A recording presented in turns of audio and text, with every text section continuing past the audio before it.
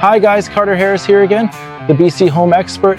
Since my last video about 3 companies in British Columbia that I hate got such an overwhelming response, and my brutal honesty caused so much controversy, I figured I'd make another video calling out 3 more companies in British Columbia that I hate.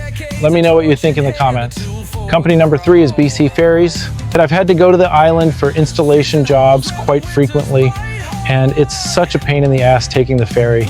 A bridge would be so much easier and quicker. It's obviously a cash grab for what they charge to take an HVAC truck on there, never mind the cost of a hamburger and bowl of clam chowder. If you have a dog, you gotta stay at the top deck outside the whole time.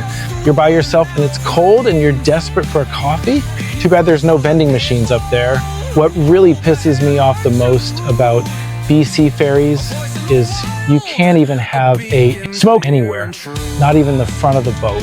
It's a punishment waiting that long to have a smoke. You used to be able to, and it was great. Then one day they decided to take that away because they can. But in my experience, when you do stuff like that and try to play God, the real God gets pissed off.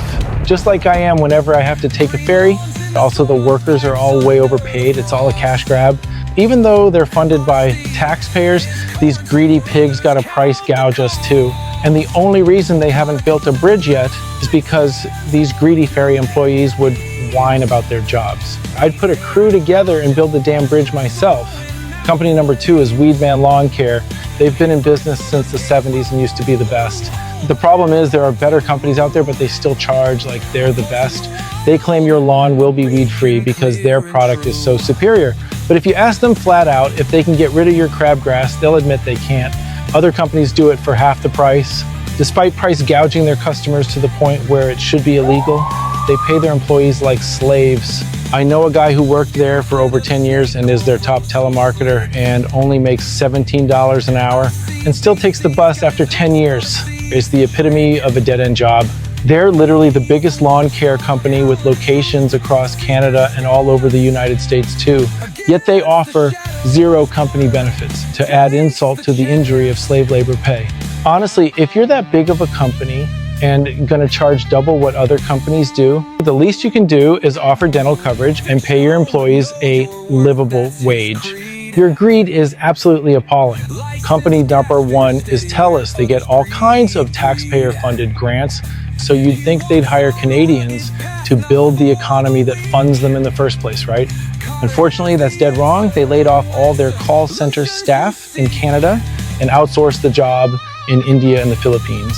Who cares if you press 1 for English only to get someone who doesn't speak it, as long as the greedy corporate bigwigs can turn more profits. I also hate the fact that they bought Science World and changed the name to Telus World, which sounds way less cool. That's like something Rogers would do, naming all the arenas and stadiums in Canada after themselves. That's just being a narcissist on top of being greedy. Telus deserves to be punished by Canadian consumers in the harshest way possible. Yeah, Telus sucks. So those are 3 more companies in British Columbia I hate. What do you think? Are there other companies in BC that deserve to be called out? Let me know in the comments. Once again, my name is Carter Harris, the BC home expert. If you enjoy my content, please subscribe and share if possible so we can reach more people in British Columbia. Thanks again for watching.